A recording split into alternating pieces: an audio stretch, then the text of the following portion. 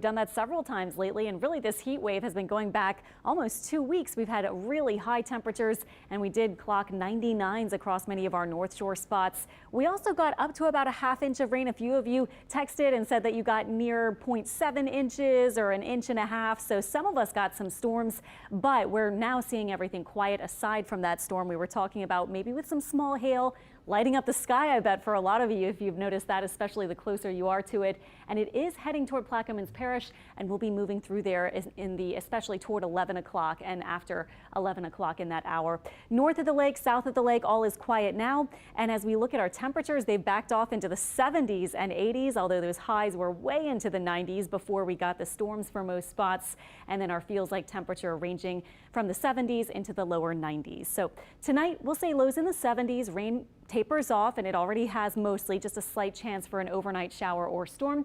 And then tomorrow we have a pretty decent chance to get some more rain, so scattered showers and thunderstorms.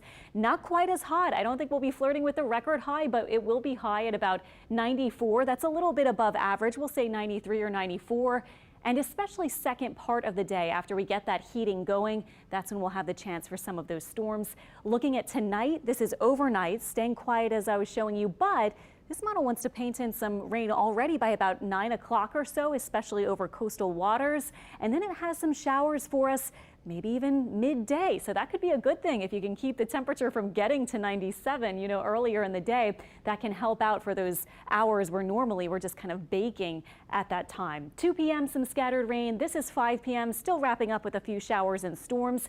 Not expecting any of these to be especially strong to severe, but this time of year we often do get a rogue storm. We had one earlier today in St. Tammany Parish and around Picayune, where we just saw the potential for a few high wind gusts or maybe some small hail. So don't be surprised if that happens, but we're not expecting widespread severe storms. In fact, this week you can see our GFS model showing the rain just generally all across the Gulf Coast as this front settles over the northern Gulf. And typical for this time of year is to see some low pressure along that old front try to start to spin, especially over those warm waters. So for that reason, the National Hurricane Center has placed what is right now kind of just a little small low pressure area is placed in this spot in the northwest Gulf, a low chance. It's still low for any development. We'll just kind of be watching it once we see anything happen over here. Our atmospheric spin model is showing a little something you can see getting over here after the front kind of passes through, not with cool air for us, but just mainly with a higher rain chance. So this may be where some of that spin starts to happen, but it does look like it'll be moving inland over the Texas coast at the mid to late part of the week. So for us, really, we're just looking at that enhanced rain chance just because of the pattern, and that's mostly what we're going to see here from that. We'll keep our eye on it. Our other spot, the area of investigation out in the Atlantic, models are in good consensus right now, bringing it into the extreme southern part of the Caribbean Sea. We'll see what happens with it, if it develops or not. The next names are Bonnie on the list. This, by the way, is a climatology model, but this is the time of year we're getting into all these tropical terms. So I just wanted to go over some of these quickly.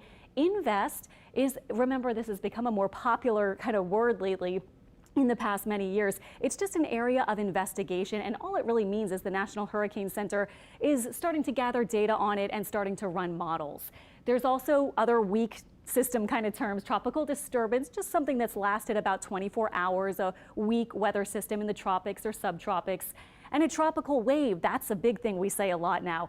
It's just a little area of low pressure that moves across the ocean in the easterly trade winds. None of these are tropical cyclones, though. To get a cyclone, you need a developed system, and this is the definition for that: thunderstorms, especially the closed wind circulation and a defined center, a depression, and then a tropical storm, and then a hurricane with increasing wind speeds are what qualify as tropical cyclones. So just kind of wanted to go over that really quickly, and as we move into this week, we'll be tossing out these terms, so just to let you know about that.